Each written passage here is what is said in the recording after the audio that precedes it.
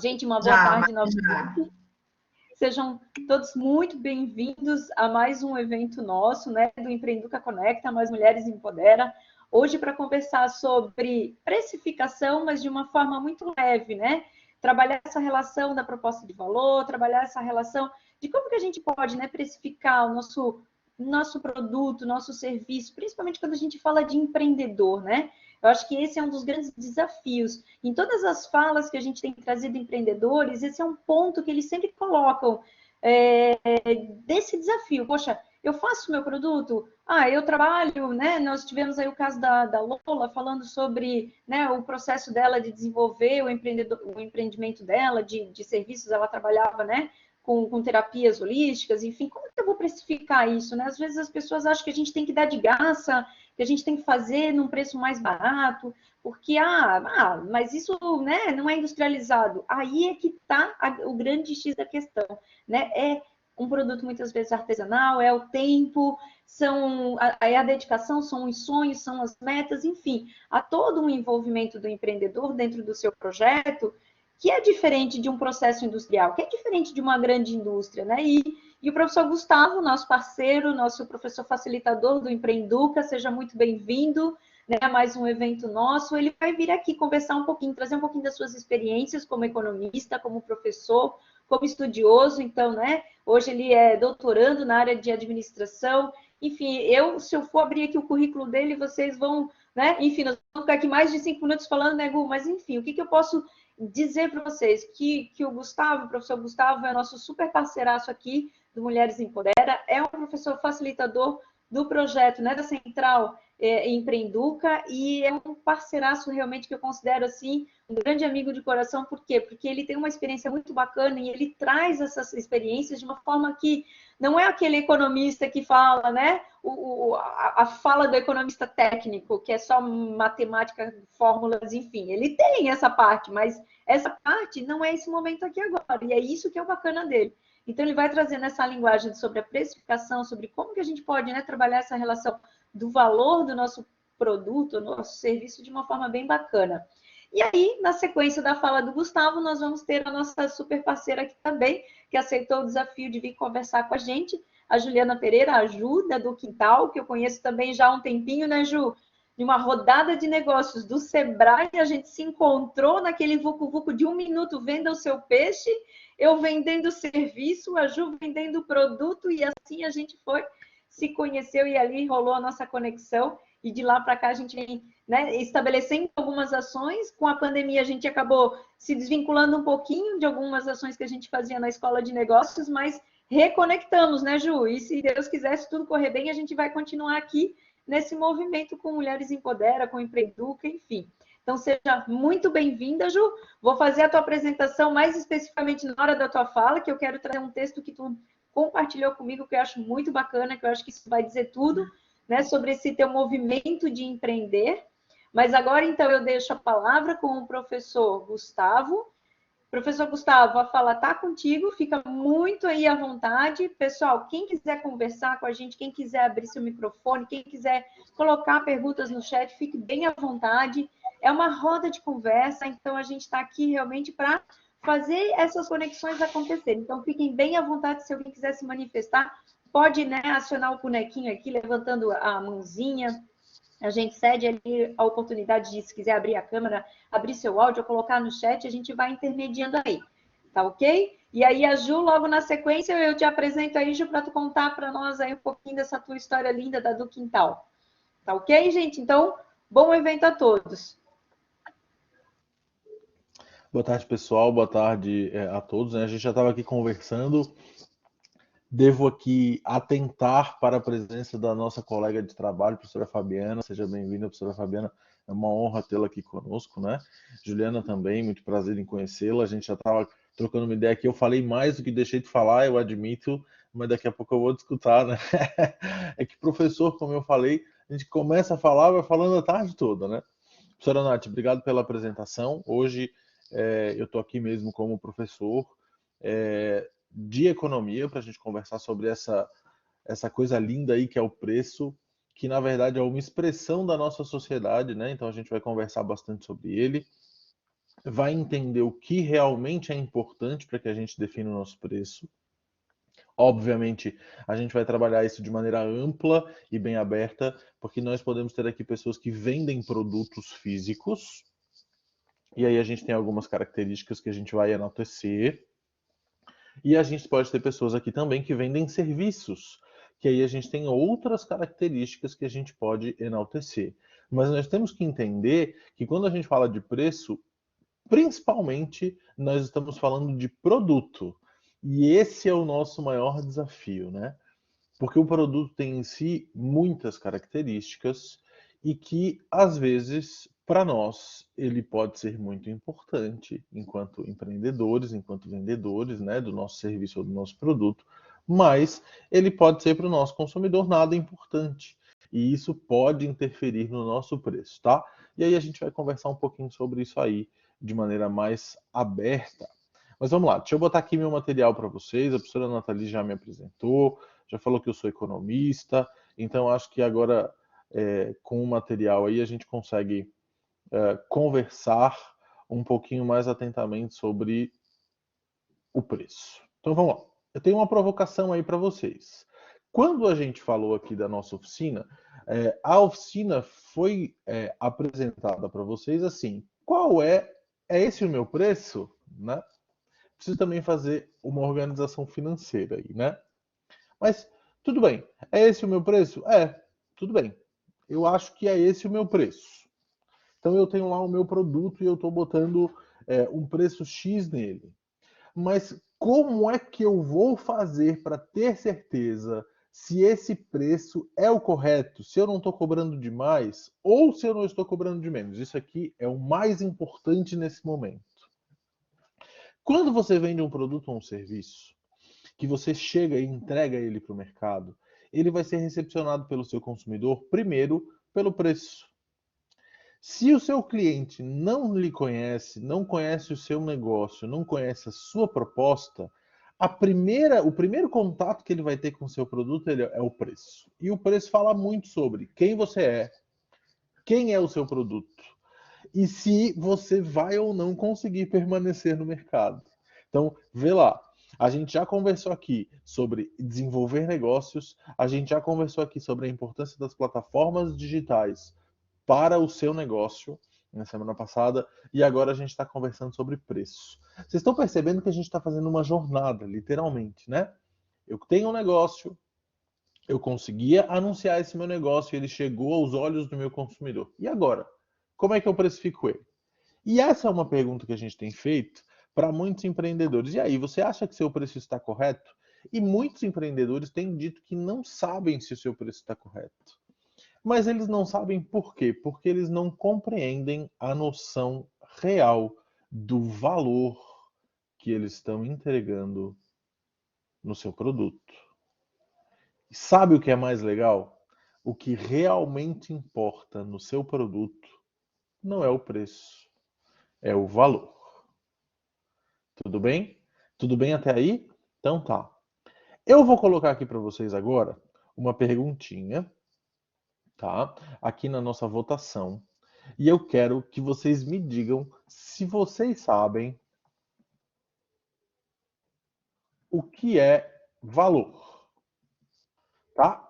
Vai aparecer aí para vocês, vão clicando para mim, vão respondendo para mim se vocês sabem o que é valor. Vai lá, vai respondendo. Já parou para pensar o que é valor? A gente usa muito essa expressão, né? Ah, eu vou lá na padaria e digo assim, ah, quanto vale esse pãozinho? Daí a moça diz assim, ó, o pãozinho é R$ 1, né? Será que está certo? Será que esse conceito de valor está correto? Né? E eu vou dizer para vocês que esse conceito de valor não está. A gente nunca pode chegar no estabelecimento comercial e perguntar quanto vale um produto, porque o valor de um produto não é mensurável. Como assim, professor, não é mensurável? Não é mensurável. Vamos a um exemplo muito simples. Eu fui ali agora na papelaria aqui da Univale e comprei esta caneta. Vejam só que caneta bonita. Ela é uma caneta da Unilac Nock, preta, de ponta fina 07. Ela tem um acolchoadinho aqui, um estofadinho. Ela é de botãozinho. E eu paguei nessa caneta o preço de R$ 4. Bom, vocês podem me dizer que eu paguei caro, porque existem canetas mais baratas que fazem a mesma coisa. Outras pessoas vão me dizer que eu paguei barato, porque existem canetas muito mais caras que vão fazer a mesma coisa. Mas eu consigo, com um número, um preço, um valor monetário, né? Valor monetário. Colocar um número nessa caneta. Mas quanto ela efetivamente vale? Bom, para eu saber quanto essa caneta vale, eu teria que desconstruir cada elemento dessa caneta e pensar em quantas pessoas foram necessárias para que hoje, no ano de 2021, eu tivesse uma caneta esferográfica feita com um tubo de plástico, com um mecanismo interno que permite que eu mostre a ponta e recolha a ponta, que tem um estofadinho de plástico aqui, de um plástico diferente, que é mais fofinho que o plástico do resto da caneta. E quantos anos de estudo essas pessoas tiveram que gastar para construir essa caneta dessa forma? O que eu estou querendo dizer para vocês? É que o valor, ele é uma medida subjetiva que nós não conseguimos aferir pontualmente. Quanto vale a sua mamãe? Você consegue dizer isso para mim?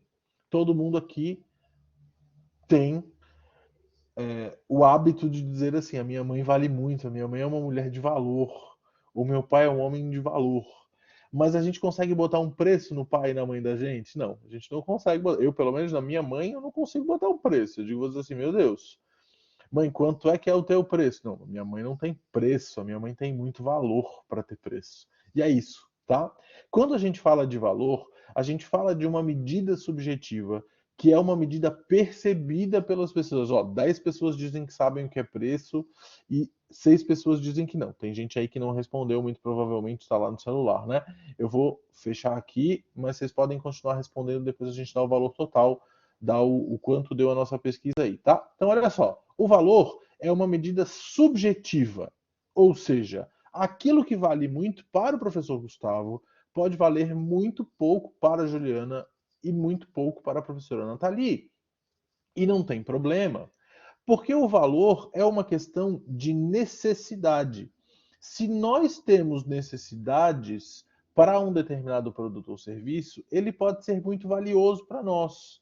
Se nós não temos necessidade naquele momento, ele pode não ser valioso. Na economia, a gente chama isso de elasticidade. Como assim? Vamos lá. Se eu estou no deserto, olha só o conceito de elasticidade que legal. Se eu estou no deserto e eu estou há uma semana com muita sede e alguém me oferece um copo d'água, eu estou disposto a pagar muito por esse copo d'água, certo? Eu vou pagar tanto quanto for necessário para que eu possa matar minha sede. Então, aquele copo d'água tem muito valor.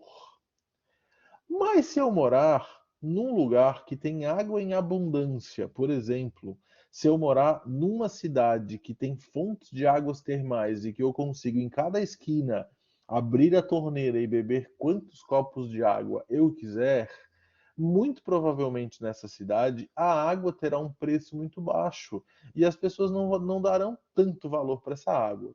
Esse produto água, então, ele tem uma alta elasticidade, ou seja, as pessoas conseguem percebê-lo com valoração diferente em situações diferentes. E isso acontece com todos os produtos e serviços. E nós estamos sujeitos a essa valoração. Por isso é que quando a gente vai precificar um produto ou um serviço, nós precisamos saber o quanto o nosso serviço vale. Deixa eu...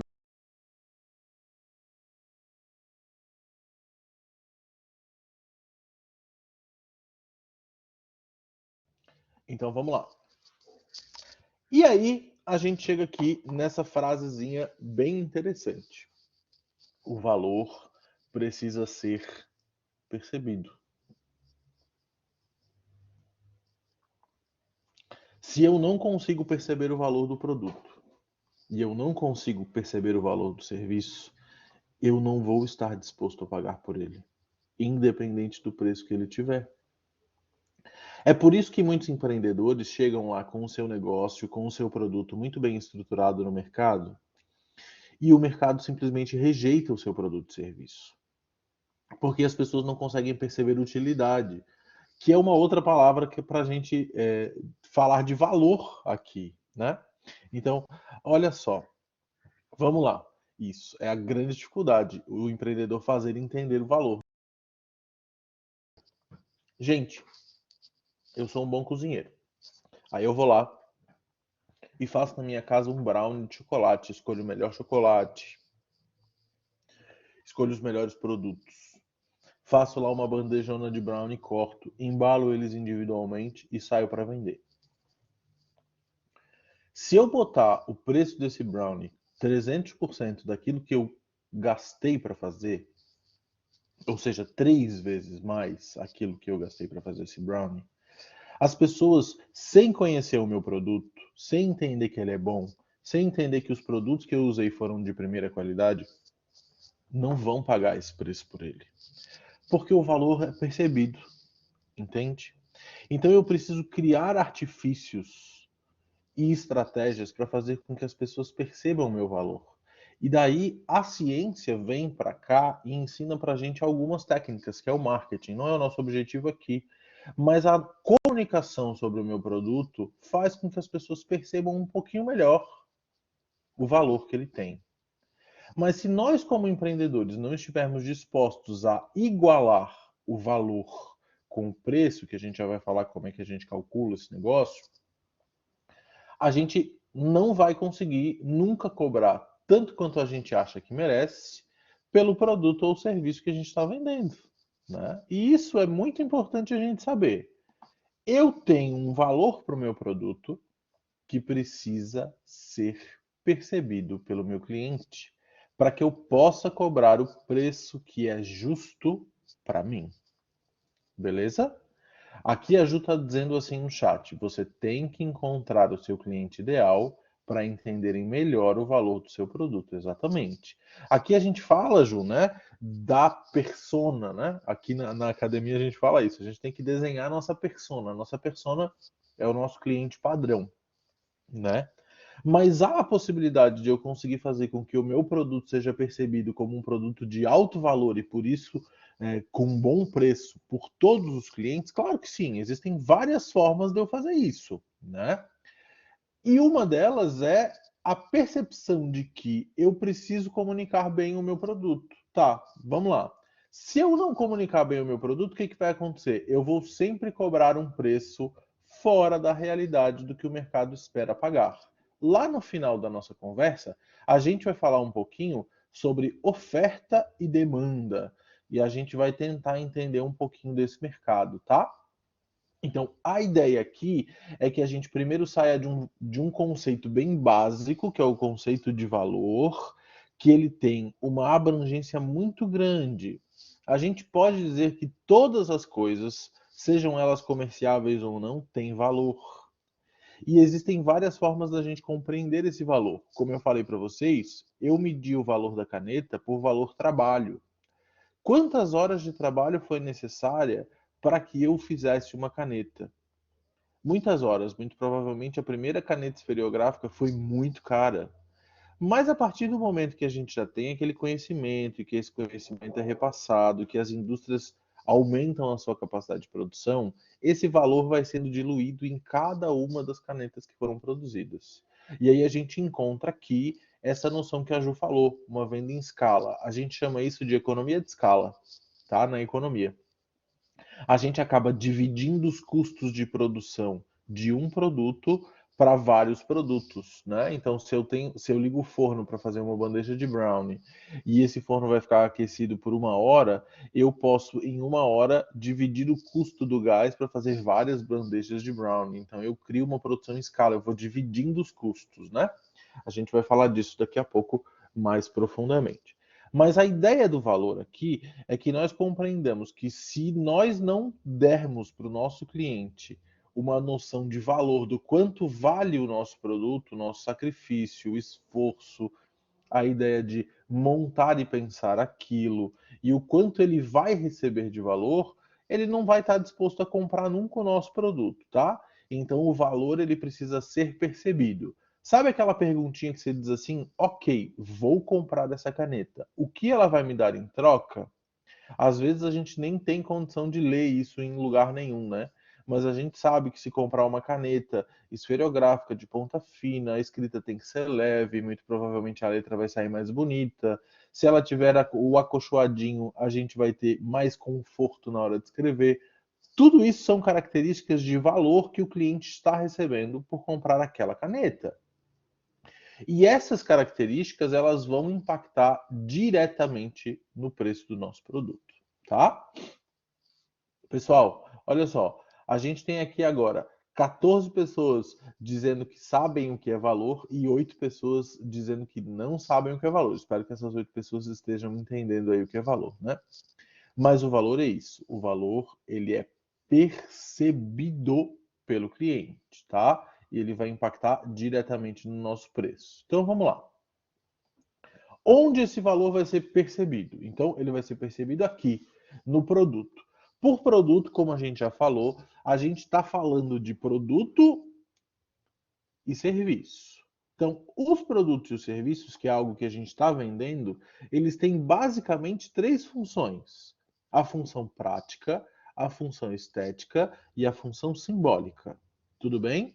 Então, vamos lá. Esses produtos ou serviços, eles têm essas funções porque elas vão encontrar motivos diferentes para consumidores diferentes. Então vamos lá. A função prática do produto é a dor que ele me resolve nesse momento. Por que eu compro uma caneta? Eu compro uma caneta porque eu preciso fazer anotações e escrever. Tudo bem? Então, esse produto tem um resultado prático. Por que eu faço uma massagem? Porque eu estou com dores e eu preciso relaxar. Por que eu vou para um barzinho no final de semana? Porque eu preciso me divertir e encontrar pessoas. Por que eu vou para o Instagram contratar alguém de marketing? Porque eu preciso que a minha imagem seja divulgada. Então, vocês veem que eu estou colocando funções práticas em coisas básicas que a gente vê no dia a dia. Por que eu venho para a universidade? Porque eu preciso estudar e ter uma formação. Então, é uma função prática. Tudo bem? Então, as funções práticas são facilmente observadas por nós. Nós conseguimos entender a lógica de comprar um casaco no frio. Nós vamos nos manter quentes. Mas qual é a função estética de um casaco? Bom, esse casaco precisa ser bonito. Então as pessoas precisam olhar e perceber que esse produto, além de ter uma função prática, ele também tem uma função estética. Ele pode me trazer um status, então ele vai se relacionar com aquilo que eu desejo ter. Então, aqui na função estética, eu consigo criar motivos pelos quais a minha prática fica mais enaltecida e exacerbada. Um casaco de lã crua, feito em casa, com uma máquina com duas agulhas de crochê ou de tricô, sem forma, ele pode me aquecer tanto quanto o casaco que eu compro na loja do shopping e que é muito bem acabado e que tem cores diferentes. A função prática deles é a mesma, mas a função estética diferencia aquilo que eu espero do produto que eu estou comprando e do serviço também, certo? Então eu preciso ter uma função prática e uma função estética no meu produto. Essa função estética vai fazer com que o desejo aconteça, com que o meu cliente tenha desejo de comprar o meu produto muito mais do que a função prática que ele tem. E, gente, função estética também tem um custo, também tem valor. Por isso é que ela vai entrar também no cálculo do nosso preço. A gente está falando aqui todos de fatores subjetivos desse preço, tá? Esses fatores subjetivos se relacionam com o valor que a gente estava conversando antes. E a função simbólica? Bom, vamos lá. Nossa, eu tenho aqui uma empreendedora que vem com uma marca. Na hora que eu apresento ela, eu digo que ela é a Juliana do Quintal. Né? Certo? Quando o professor Gustavo vem para cá, ele traz duas marcas. Ele é o professor do Empreenduca e ele é professor da Escola de Negócios da Universidade do Vale do Itajaí. Olha só, eu estou mostrando a função simbólica. Ele podia ser professor, ele não precisa ter uma universidade ou uma instituição de ensino para ser professor. Ele pode ser qualquer professor, eu não preciso dizer que ele é formado em economia, etc. Basta eu dizer que ele é professor. Ele vem para cá, então, sabendo que ele é professor, ele já tem um conhecimento para me passar informações. Mas a função simbólica me dá o status desse produto, desse professor. Então, eu vou dizer que o professor Gustavo é professor da Empreenduca e da Escola de Negócios da Universidade do Vale do Itajaí. E eu posso apelar mais ainda para essa função simbólica. Eu vou dizer que a Universidade do Vale do Itajaí é a melhor universidade não pública do estado e que ela tem vários detalhes que outras não têm. Por exemplo, a Universidade do Vale do Itajaí é uma universidade, tem ensino, pesquisa e extensão, tem mestrado, doutorado, pós-graduação e graduação, e que tem mais de 50 anos de existência. Vocês estão entendendo que eu estou apelando para as funções simbólicas desse professor, trazendo para ele elementos que ele detém, mas que também fazem com que ele seja ainda mais desejado. Então, poxa vida, eu vou para uma palestra desse professor, se essa palestra for de graça, meu Deus, eu estou ofertando um produto que tem uma função prática, vai me ensinar um conteúdo. Tem uma função estética, vai me ensinar um bom conteúdo sobre um assunto que é precificação. E tem uma função simbólica, eu estou ouvindo uma palestra gratuita de um dos professores da melhor universidade não pública da Universidade do Estado de Santa Catarina. Olha só. Gente, venho ou não venho assistir essa palestra? Claro, se eu posso, se eu tenho possibilidade, eu venho assistir essa palestra, eu não posso perder, porque eu estou enaltecendo essas funções, né? Então, eu aí, claro, me colocando como um produto. Então, vamos lá. Se esse meu produto tem as três funções, eu tenho mais facilidade em expressar o valor que ele tem e, portanto, cobrar o preço que eu acho justo, tá? Então, para que eu possa ter um produto bem precificado, de forma que o meu cliente escolha pagar por ele, eu facilito as coisas para o meu cliente se ele tiver todas as funções do produto. Tudo bem? Então eu posso botar o preço que quiser. Quais são as funções? A função prática, a função estética e a função simbólica. Vocês todos que costumam comprar produtos aí, coloquem aqui para mim no chat, por favor, um exemplo de produto que vocês comprariam só pela função prática. Todo mundo tem um produto que compraria só pela função prática. Não importa a marca, não importa o formato. Que produto vocês comprariam hoje só pela função prática? Um produto que vocês compram bem baratinho, ou não, né? Dependendo do produto que vocês compram, mas que vocês não poderiam deixar de comprar. A Júlia diz que o shampoo. Ela compra só pela função prática. Então a Júlia não está dando muita bola para a marca do shampoo e nem para o simbólico do shampoo, né? Para aquilo que ele. Detergente de louça, legal, verdade. Eu também compro detergente só pela função prática, Nath. O que tiver mais barato eu compro. O que mais, gente? Esponja de louça, Fábio, é verdade. A gente compra mais baratinha, né? O que mais? Tem muita coisa, né, que a gente olha e compra só pela função prática. E aí vamos pensar diferente, então. Vassoura? É verdade, Juliana, vassoura. A vassoura é mesmo, é a mais baratinha. Geralmente as mais baratinhas são as melhores, né? A função prática delas a gente presta mais atenção. Agora vamos pensar assim.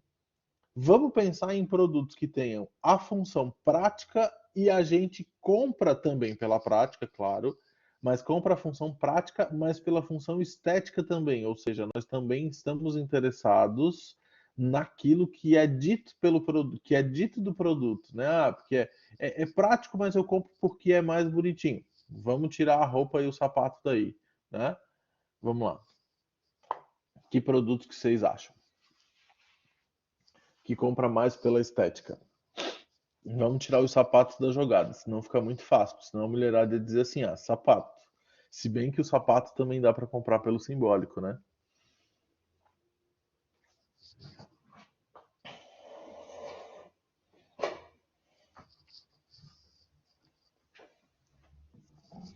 Ó, eu vou dizer um pensamento, um produto que a gente, em teoria, compraria pelo estético.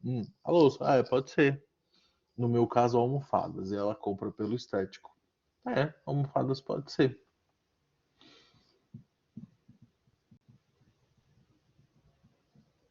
Pode ser. Eu vou te dizer que eu compro, que eu fiz uma compra pela função estética na última semana.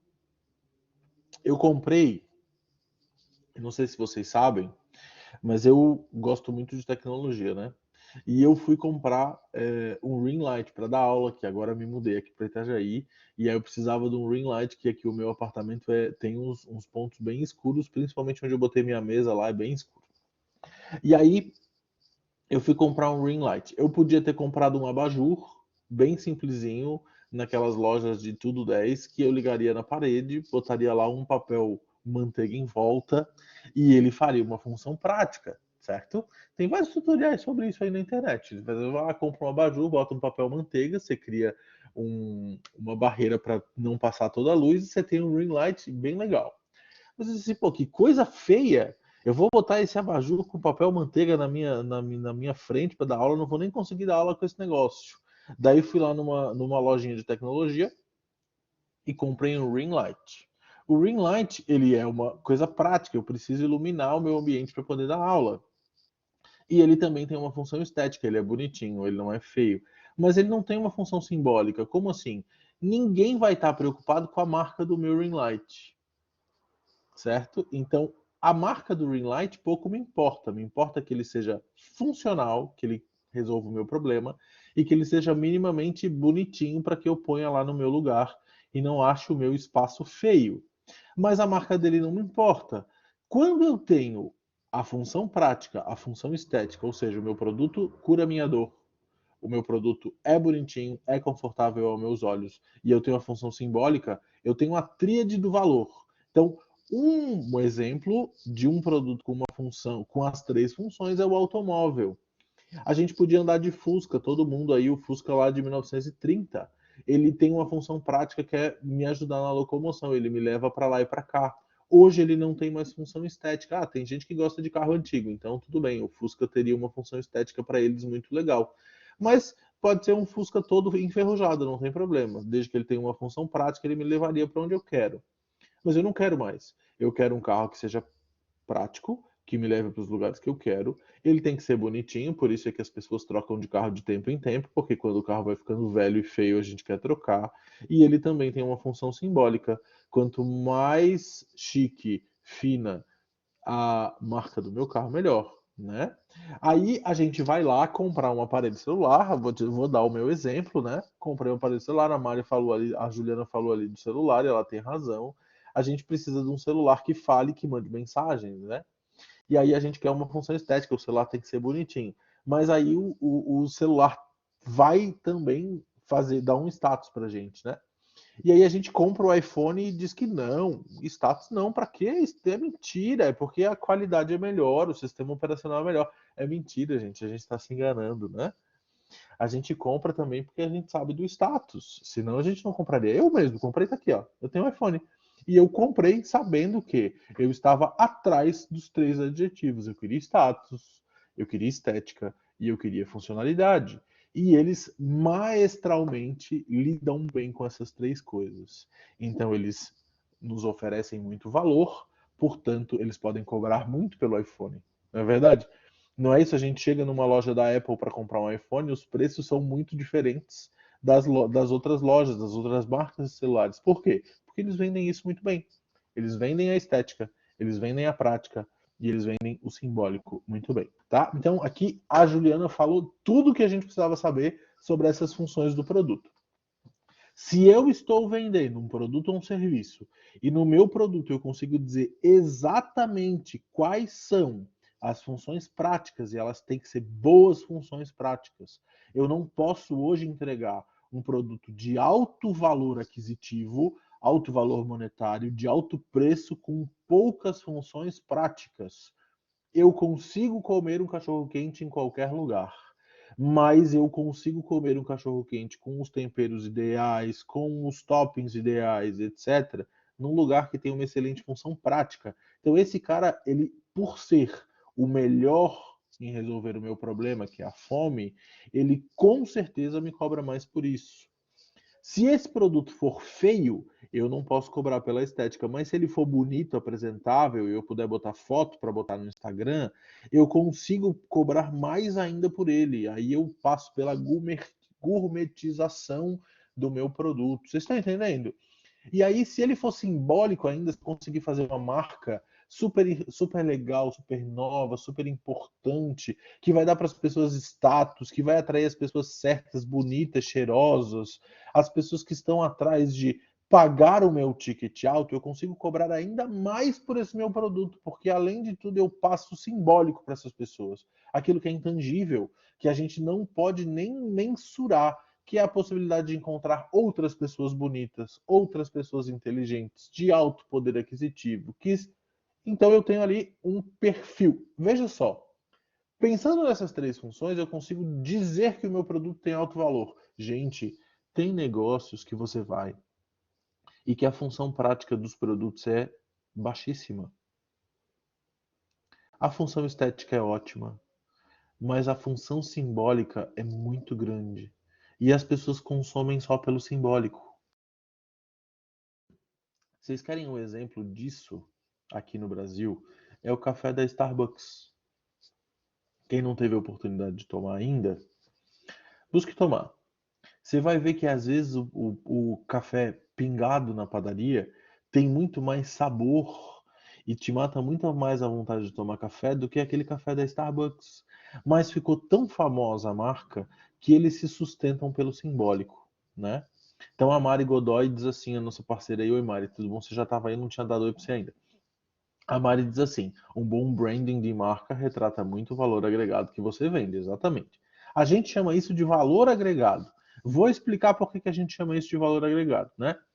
Antes da gente falar, a gente está falando de valor. Quando a gente fala de valor agregado, a gente está falando da capacidade ou da competência que o criador ou gestor do produto e serviço tem de adicionar valor à percepção das pessoas. Tudo bem? Então vamos lá. Como eu adiciono valor à percepção das pessoas? Eu adiciono valor quando eu consigo mostrar para o meu consumidor que, além daquilo que é óbvio no meu produto, ele pode te trazer mais valor. Vamos lá. Um celular, ele vai ligar, ele vai mandar mensagem e ele vai entrar na internet. Mas um celular da Apple, ele consegue ser uma abertura de portas, ele diz quanto eu ganho, ele me mostra a vida que eu tenho, as coisas que eu posso levar, então eu consigo agregar valor àquilo só pela marca, entende? Então eu estou adicionando valor por conta de algo que é intangível, né? A Mari diz assim: é apenas um café, mas todos querem pelo menos uma vez estar em contato com a marca. Exatamente, tá?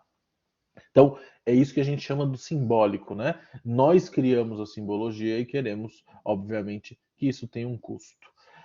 E aí, o preço ajuda a gente a encontrar essas funções. Geralmente, um produto recheado de simbólico tem um alto preço, porque a gente diminui a possibilidade de que todas as pessoas possam comprar. Então, eu solidifico o meu produto por sobre o valor simbólico.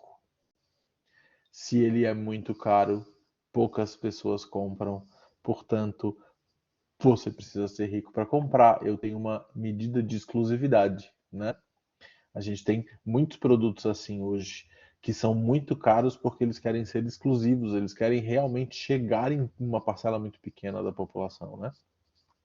E às vezes o produto, a função prática e a função estética não é nem tão boa, mas o simbólico faz com que as pessoas comprem isso. A gente vai falar um pouquinho sobre isso daqui a pouco, quando a gente falar de oferta e demanda. Mas vamos lá. Isso aí, Silvia, é o famoso status. E vixe, tem produto à beça assim, né? Tem um monte de produto assim. Serviços também.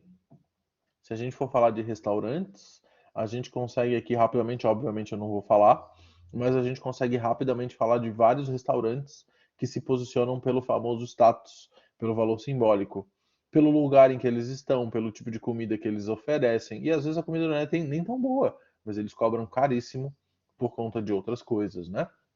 Então, o simbólico hoje na nossa sociedade, que é uma sociedade digital e que lida com a imagem, ele é muito importante, né? Você entra no Instagram, você vê as pessoas comendo comidas muito bonitas, você vê as pessoas em locais muito bonitos, com fotos muito elegantes, e isso apela muito pra gente, né? A gente pensa, a gente olha uma foto e diz assim, poxa, eu queria ir nesse lugar, que lugar legal. Mas a gente nunca foi lá. Às vezes você vai num lugar desses em que você acha que você vai comer uma comida estupenda e vai ter um ambiente incrível, você chega lá, você se decepciona. Mas é porque justamente aquelas pessoas estão sendo reforçadas sempre pelo simbólico, né? E aí, obviamente, o preço reflete isso também. Então vamos aqui. Preço. Vamos falar disso então de uma forma bem clara e bem direta. O preço é um reflexo do valor que você entrega. E esse valor que você entrega, para você que é empreendedor, ele pode ser mensurado. Então a gente pode transformar isso em números. A gente tem uma parte do número que a gente consegue e que a gente precisa aferir tintim por tintim, que são os custos desse negócio. E a gente tem uma outra parte em que a gente vai ter que imaginar quais são as funções estéticas e simbólicas que nós queremos que o nosso produto tenha, até como um posicionamento de mercado, tá? Então, vamos aqui falar desse negócio de forma bem clara. O preço é esse cálculo aí. Eu não sei porque está passando direto aqui o meu slide. Aqui. Acho que a setinha aí tá dando alguma treta aqui no meu mouse. O preço é um valor calculado dessa forma aí. Então vamos lá. O preço é uma soma do meu custo fixo mais o meu custo variável mais o markup, que eu botei aí como MK up, que é o quanto eu quero ganhar no meu produto, tá? Então vamos lá. Quando eu falo de custo fixo, eu estou falando de tudo aquilo que eu gasto sempre para fazer o meu produto. Sempre como assim? Sempre. Se eu preciso de energia elétrica e eu sempre vou gastar energia elétrica para fazer o meu produto ou o meu serviço, a energia elétrica precisa estar nesse cálculo. Se eu vou gastar água e eu sempre vou gastar água, a água precisa estar nesse cálculo. Se eu vou gastar um produto, por exemplo, se eu vou fazer brigadeiro, se leite condensado é um custo que eu tenho fixo para fazer os meus brigadeiros, ele é um custo fixo, certo? Então, o custo fixo é tudo aquilo que é inalterado na composição do meu produto ou do meu serviço. E o custo variável? O custo variável é um custo que ele vai se modificar de um período para o outro. Então, por exemplo, este mês eu tenho que fazer um brigadeiro especial e eu só consigo pegar o chocolate belga lá no município de Itacacá, lá no Maranhão. E aí esse chocolate ele só vem por lá.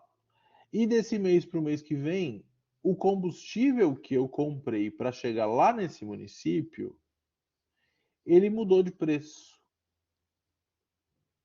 Então, esse preço ele se torna um custo variável. Eu nunca sei exatamente o quanto ele vai estar para eu ir pegar esse chocolate. Tá, professor, aqui eu tenho uma dúvida. A gasolina muda todo dia. Esse custo é variável? Sim, em teoria. Porque você sabe, como vendedor, que se você passar todos os custos para o seu cliente final e mudar o preço do seu produto todo mês, o seu cliente não volta mais. Tô certo ou tô errado, Juliana? Tô certo, né? O seu cliente não volta mais, porque o cliente também quer ter uma previsibilidade do quanto ele vai gastar quando ele vai no seu estabelecimento comprar o seu produto ou quando ele vai comprar o seu serviço. Então, se de uma semana para outra você altera o preço, você acaba afastando o seu cliente. Então, geralmente, nesse markup, no quanto quero ganhar, os empresários e empreendedores, sejam eles pequenos ou grandes, acabam colocando uma margem um pouquinho maior para poder entender ou prever de alguma forma um mercado que muda muito os seus custos, tá? Então, isso aqui é que é importante. Por que esse preço é importante, então? Porque você pode correr o risco de calcular para menos o seu custo fixo para fazer o seu brigadeiro. E aí, ao invés de ganhar dinheiro, você perde dinheiro. E um negócio ele só sobrevive se ele tiver o preço certo, porque você precisa também ter o seu salário, pagar as custas do negócio e ter dinheiro para reinvestir no seu negócio. Se você não fizer um bom cálculo de preço, muito provavelmente alguns desses aspectos estarão comprometidos. E dentro de algum tempo você terá problemas no seu negócio. Então, aquilo que você pode controlar, que são seus custos fixos e seus custos variáveis, precisam estar bem planilhados e bem calculados. Depois, se vocês quiserem, vocês podem me pedir, eu vou deixar aqui um e-mail para vocês. Eu passo uma planilhazinha que tem o cálculo desse custo, uma ideia de como fazer o cálculo desse custo fixo e desse custo variável, tá? E aí a gente passa para essa etapa aqui do final, que é o markup, que é o quanto eu quero ganhar. Vamos lá. Existem pessoas que fazem esse markup dobrando a soma do custo fixo e do custo variável. Então, se eu gasto para fazer um brigadeiro R$ 1, eu vou fazer o meu preço a 100% do meu custo fixo mais o meu custo variável. Então, o meu preço vai ser R$ 1 do custo fixo e custo variável, mais R$ 1 do meu markup, dando o preço total aí de R$ 2 para o meu brigadeiro. Só que nesse markup, eu tenho elementos aqui que eu preciso calcular também. Eu não posso simplesmente dizer assim, o ideal é que seja 100%. Vamos lá. Quanto é que é o meu salário enquanto empreendedor? Se eu tenho um salário de R$ 1.000, eu preciso entender que eu preciso dividir esse salário de R$ 1.000 pelo número de produtos que eu penso em vender. E aqui é o importante, o planejamento do seu negócio. Você tem que ver se o mercado está disposto ou não a aceitar o seu produto, para saber se você pode efetivamente calcular esses custos do markup dessa forma. Porque por muitas vezes você não vai conseguir dividir, por exemplo, um salário de R$ 1.000 por um número X de produtos. Sei lá, eu não posso querer R$ 1.000 de salário vendendo somente 1.000 brigadeiros. Eu preciso ter um número muito maior de produtos vendidos. Então eu tenho que ter também um balanço de quanto é que eu imagino vender para poder ter esse markup muito bem preenchido, certo? O que a gente sabe é que quando nós estamos trabalhando, o nosso desejo é ganhar muito quando nós vendemos alguma coisa. E esse desejo ele não é incomum, não. Ele acontece para pessoas que vendem produtos físicos, reais, né? Como a caneta que a gente estava conversando, ou também serviços. Eu vou vender uma consultoria. Cara, eu queria muito ganhar R$ 200 por hora de consultoria. Mas eu tenho um histórico de consultorias realizados. Eu tenho um bom serviço prestado para mostrar que eu consigo alcançar os resultados que o meu cliente quer. Será que se eu botar R$ 200 por hora no preço da minha consultoria, eu vou conseguir vender? Bom, eu não sei. Muito provavelmente não, se você não tem um histórico, porque você precisa ter o que mostrar também. Então, esse markup, ele vem sendo desenvolvido e modificado à medida que você fica conhecido como produto, se você for um consultor. E à medida que o seu produto fica conhecido no mercado. E aí você precisa usar outras ferramentas que vão ser ensinadas e explicadas aí em outras oficinas, que você vai ter que trabalhar para poder chegar no momento que você quer. Então, óbvio, a professora Camila veio aqui conversar sobre o marketing digital. Hoje você tem a possibilidade de promover o seu negócio de forma muito rápida e barata na internet, por exemplo, usando uma ferramenta como o Instagram. Mas essa propaganda ela pode não ser suficiente para você cobrar quanto você gostaria pelo seu produto. Então, o markup é a medida de valor que você dá ao seu produto, pelo quanto você gostaria de ganhar, e ele vai te dar a noção se você está ou não cobrando o preço certo, ok? Porque se você bota lá o seu preço muito alto, seu cliente pode não querer comprar. Vou dar um exemplo muito simples para vocês. Eu gosto muito de sushi. Eu sou o viciado do sushi. Se eu puder, eu como sushi de manhã, de tarde e de noite. E eu falei para vocês que eu acabei de me mudar lá de Florianópolis. Eu não tinha falado isso exatamente, mas que eu acabei de me mudar para Itajaí. Eu falei, eu me mudei de Florianópolis para Itajaí nos últimos meses. E lá em Florianópolis existem muitos restaurantes de sushi. E aqui em Itajaí também. O preço lá em Florianópolis é mais baixo do que aqui em Itajaí de sushi. O que faz com que eu, enquanto consumidor, pensa só, eu, enquanto consumidor, esteja quase levando a zero o meu consumo de sushi. Eu sou um apaixonado por sushi. Se eu pudesse, eu comia sushi de manhã, de tarde e de noite. Porque eu não concordo com o preço que eu encontro dos sushis aqui em Itajaí. Por que eu não concordo? Porque a medida de valor, a comparação que eu tenho do estético e do simbólico e do prático desse produto que eu consumo aqui em Itajaí não condiz com o preço que me é cobrado. Porque eu tenho um comparativo. Então, eu sou um consumidor de sushi em Florianópolis, em Itajaí não, porque eu não concordo com o preço que é cobrado aqui. Você consegue entender? Então, muito provavelmente, na hora de fazer o markup desse produto, os restaurantes de sushi aqui, que tem muito mais acesso e acesso mais facilitado ao peixe fresco, ao fruto do mar fresco, porque a gente está numa região portuária de pesca, eles não levaram em consideração um cliente como eu, que consegue consumir em outras regiões o mesmo produto com muito mais qualidade, muito mais valor estético e simbólico em outro lugar. Porque eles acham justo receber o que eles cobram aqui. E aí eles perdem clientes em potencial. Mas eles geram uma coisa para os clientes que são daqui que é muito fácil de gerar, que é a sensação de escassez. Se é caro, deve ser bom, né? A gente tem essa medida, infelizmente, ainda na nossa mente. Ah, é caro, é bom.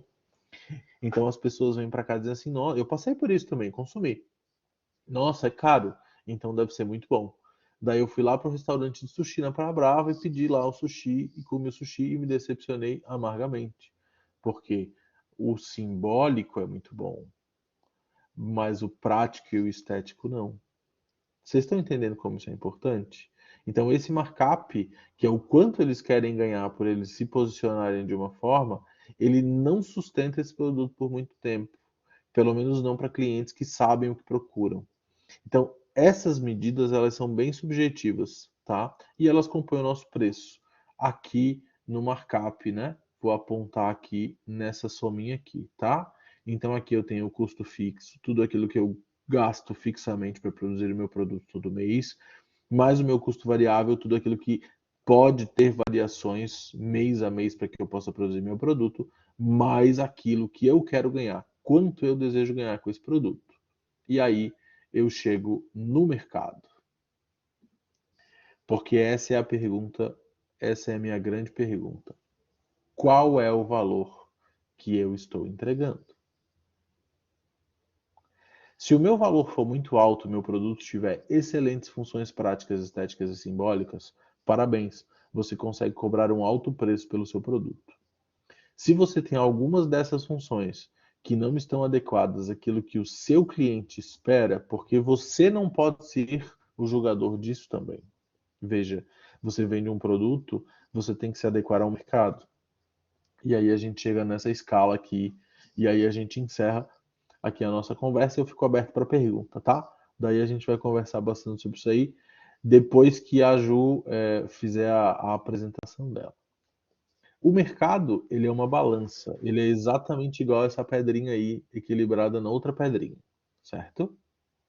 E a gente tem de um lado a oferta, que é as pessoas querendo vender, e no outro lado a demanda, as pessoas querendo comprar. né? Muita gente fala aí desse mercado de oferta e procura.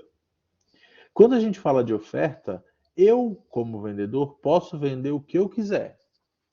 Se o mercado não tiver demanda para o meu produto, eu vou ter uma alta oferta, nenhuma demanda, e eu fico com o meu produto todo encalhado. Portanto, eu não vou vender nada. Muito provavelmente eu vou à falência. Se eu tenho no mercado pouca oferta e alta demanda, eu vou poder cobrar mais pelo meu produto, porque muita gente quer o meu produto e eu tenho pouco produto para vender. E aí eu gero uma situação de escassez. Então, quanto maior a demanda, maior o meu preço. Tudo bem? Porque a minha oferta é limitada.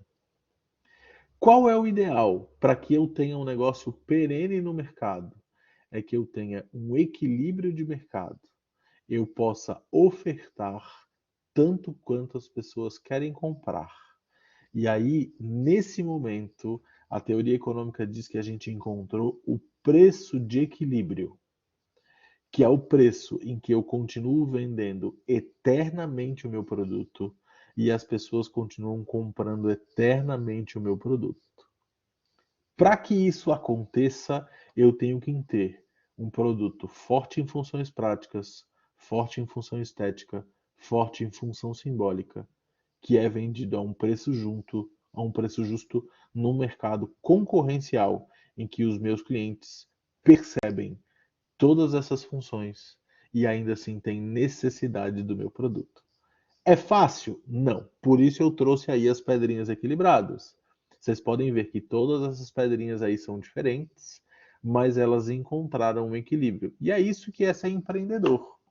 Quando você vende um produto ou um serviço, você lida com esse mercado aí, que pode de uma hora para outra mudar tudo. Já pensou se alguém lança um produto concorrente? Simplesmente a gente tira uma pedrinha ali do lado da demanda, então a demanda fica menor que a oferta. E aí o que vai acontecer? A gente vai pender a pedrinha para o outro lado, a gente não consegue mais o equilíbrio. E é nesses ajustamentos que a gente vai vendo como o nosso preço é importante. Agora, é importante ressaltar que existem produtos que não sofrem esse tipo de impacto do mercado. Vou dar um exemplo bem presente para vocês. Combustível, gasolina, certo? Se você tem um negócio de entregas, por exemplo, o que você vai fazer? Você tem como trabalhar sem gasolina? Não, você não consegue fazer um caminhão rodar sem combustível, sem diesel, né? Aí você tem um problema muito sério. Esse produto, ele é um produto que a gente sempre precisa, então ele não está aí nesse jogo de oferta e demanda. Embora as pessoas vão consumir menos, as pessoas não vão conseguir ficar sem consumir ele completamente.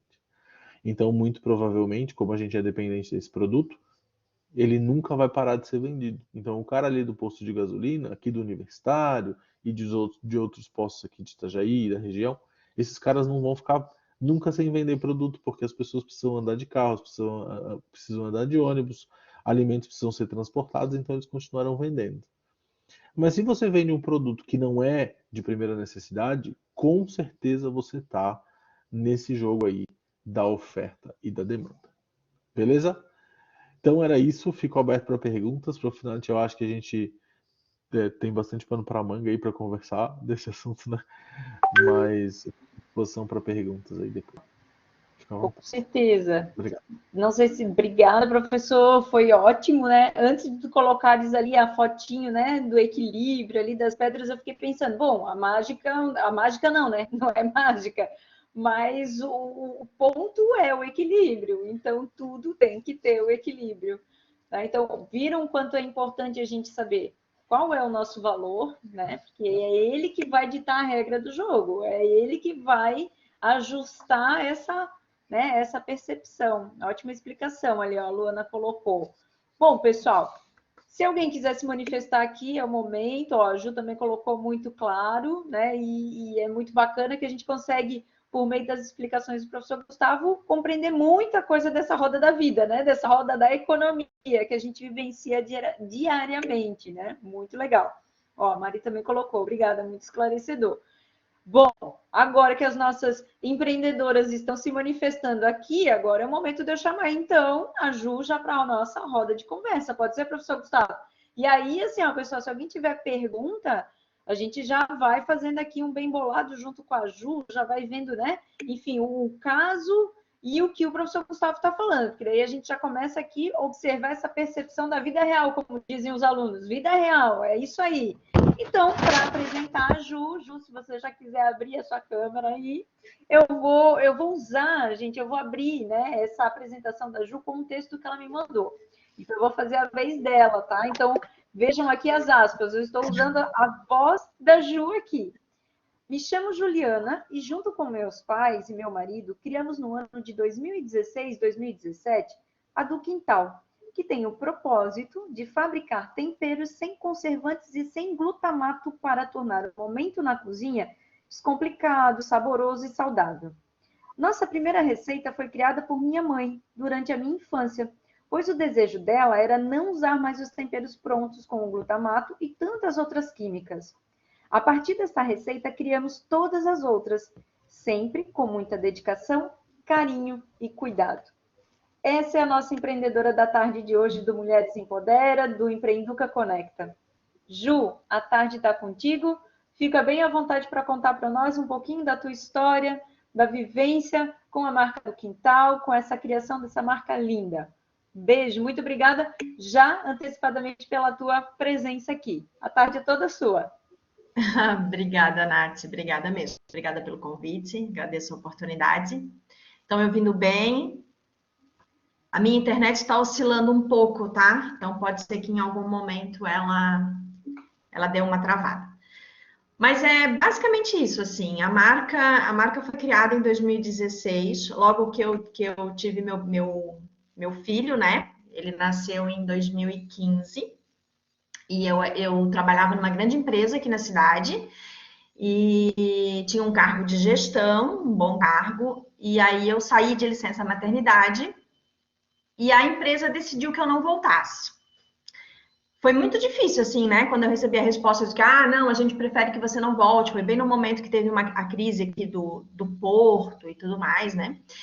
E aí para mim, foi um baque, né? Porque assim, eu tinha recém sido mãe, não tinha pensado nunca em ser apenas mãe e dona de casa, embora tenha todo um peso, um contexto que a gente às vezes diz assim, só. Não é só, né? Que a gente sabe que tem todo um excesso de tarefas, né, agregados ao ser mãe e a ser dona de casa. Mas assim, aí entrei em parafuso comigo, né? Com a minha realidade de mulher, né? E recém-mãe e tudo mais. E aí comecei a buscar alguma coisa para fazer, porque eu sempre tive uma vontade de ter algo meu, sempre foi. E quando eu engravidei, essa vontade ficou muito latente, porque o que eu pensava? Como eu tinha um cargo de gestão, eu tinha hora para chegar na empresa, mas nunca tive hora para sair. Então, trabalhava feriado, às vezes precisava, às vezes tinha relatório para fazer, às vezes tinha reunião, então, é tudo que tem uma função de gestão, né? E aí eu pensava muito nisso quando eu estava grávida, cara, eu não quero que meu filho seja criado pelos avós e não quero que o meu filho seja criado numa escolinha o dia inteiro. Só que era uma briga interna, porque eu não queria deixar de ser uma profissional, né, que eu estudei bastante para ser, e não queria também, né, abrir mão da educação do meu filho. E aí, eu tive esse conflito interno depois que tudo aconteceu, é que isso ficou claro para mim, né? Mas quando eu estava grávida, eu já tinha esse conflito interno. E eu não sei se o universo conspirou a favor ou não, né? Na época eu achei que era contra. E aí a empresa, quando eu saí de licença, a empresa resolveu que eu não voltaria mais. Então, no início foi difícil e tudo mais. E aí eu comecei a buscar alguma coisa para fazer, porque eu precisava fazer alguma coisa, porque era uma forma de eu me sentir mais útil, né? E não ficar só dedicada a ser mãe e ser dona de casa. E aí, pesquisei muito, estudei muito. Loja, roupa, tudo que possa imaginar, assim, sabe? Fabricação de várias coisas, franquia, e tudo assim que posso imaginar. E aí, um belo dia, eu estava na mãe, a gente estava almoçando, era um domingo, e aí ela disse assim para mim, tua tia vem para cá. Minha tia de Florianópolis vinha para cá, e quando ela vinha para cá, a mãe fazia tempero e ela levava. Porque a família, quando vinha, as minhas tias, eles acabavam levando o tempero para consumo. E aí ela assim para mim, tia, vem para cá final de semana que vem, então eu já vou preparar tudo para fazer o tempero para ela levar. E na hora eu parei tudo assim, eu lembro que o Bernardo estava no carrinho, eu parei tudo assim, olhei para mãe, vamos vender o tempero? Aí ela assim, vender o tempero? Como assim? Não vou vender para tua tia, ela para mim, né? Aí eu disse, não, mãe, vamos fazer, pera, deixa comigo, autoriza que eu faça uma pesquisa, que eu vou correr atrás disso tudo, que eu tô com uma ideia, que eu preciso... Aí ela, não, faz. Aí assim eu fiz. Lá, fiz uma pesquisa de mercado, comecei a montar um planejamento e tudo mais. Aí cheguei com ela e disse, mãe, não tem nada parecido no mercado disso, a gente pode ter uma boa oportunidade aí, né? E o que tu acha? Entra comigo nessa? Aí ela assim, ai filha, pode fazer. Faz que, né, tá tudo certo. Aí eu disse, não, eu sozinha não, o tempero não é meu, a receita é tua, então vamos nós, né? Vamos nós. E aí começou a do quintal. Aí a gente foi buscar nome. O nome, a pessoa que fez a nossa logo teve a ideia, começou a juntar as coisas, contei a história, aí, né, começou a juntar as coisas e chegou ao nome do quintal. E aí a gente achou que casou muito bem com toda a nossa história, com toda a nossa ideia. E aí surgiu a nossa empresa, uma empresa familiar, né? Que a gente tem um propósito muito claro e estamos aí no mercado.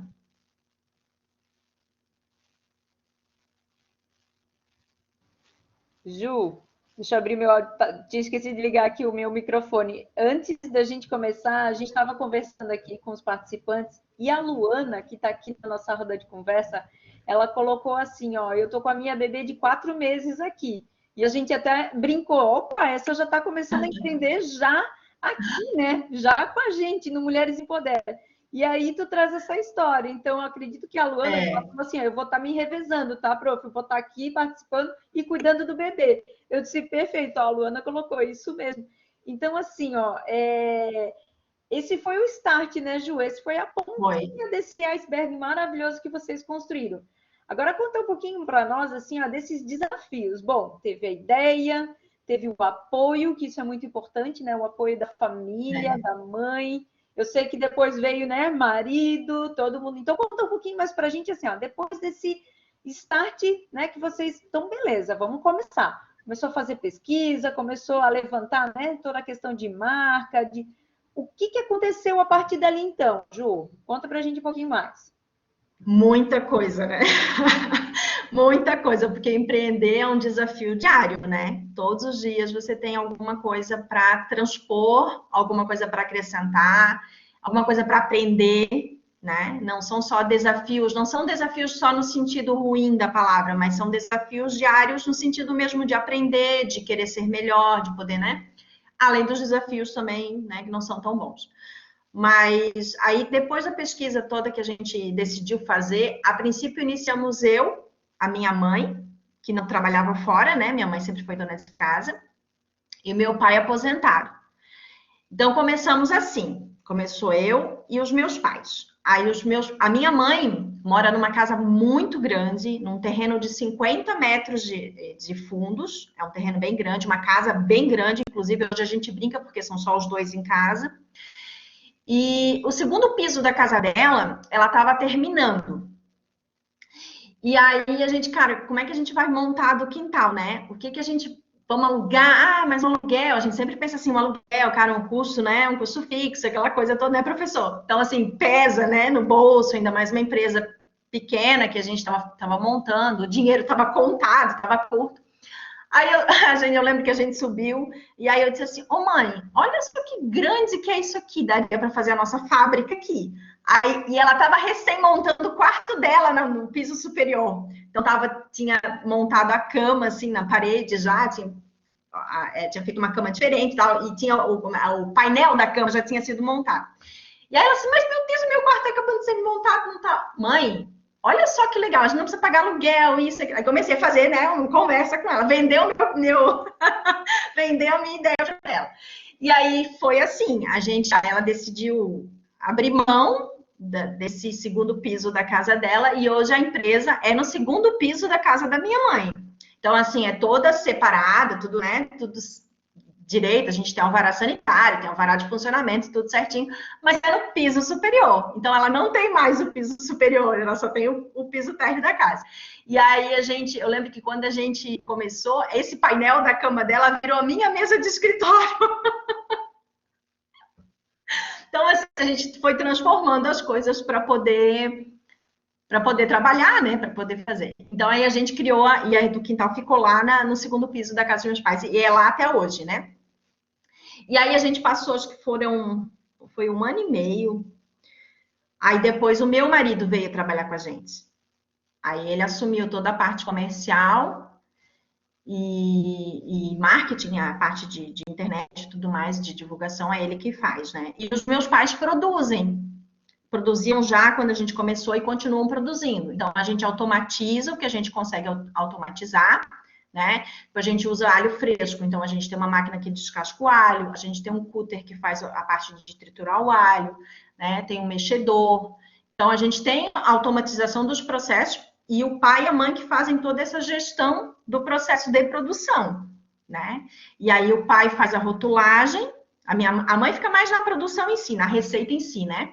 E nos testes, às vezes a gente quer criar alguma coisa diferente, ou questão do shelf life do produto e tudo mais. Aí a mãe fica mais nessa parte mesmo do produto em si. E o pai ajuda ela nessa parte do produto e faz a parte de rotulagem, a data de validade, faz toda a embalagem, lacre, toda essa parte da produção em si fica com eles, né? Eles dividem entre eles e fica com eles. E a gente fica mais na parte administrativa, a parte de compras e tudo mais, que também uma empresa demanda bastante organização, né? Então, a gente faz todo esse processo.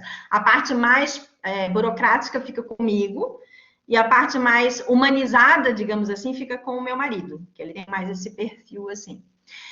E deixa eu te contar mais um pedaço, assim, da história. Quando a gente começou, bem no começo, assim, nosso primeiro foco, assim, foi com nutricionistas. Então, foi onde eu achei a primeira,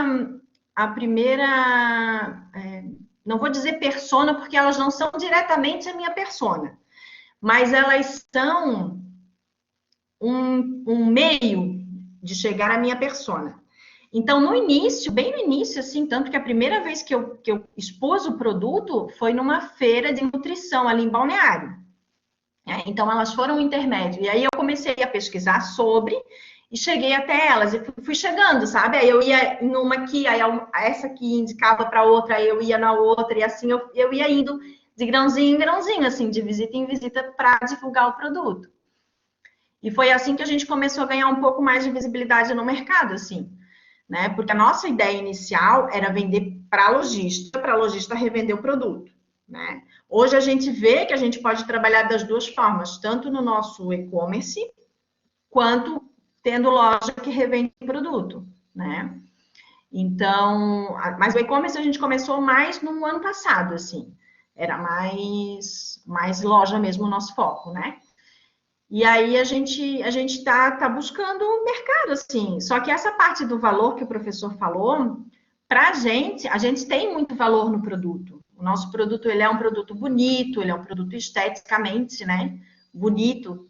É um produto cheiroso, a Nath conhece, é um produto cheiroso. A gente ganha muita gente no cheiro, assim, sabe? No aroma que tem o produto. Porque como a gente trabalha com alho fresco, ele concentra, e a gente trabalha com embalagem bem lacrada, bem fechada, então quando tu abre, tu sente o aroma.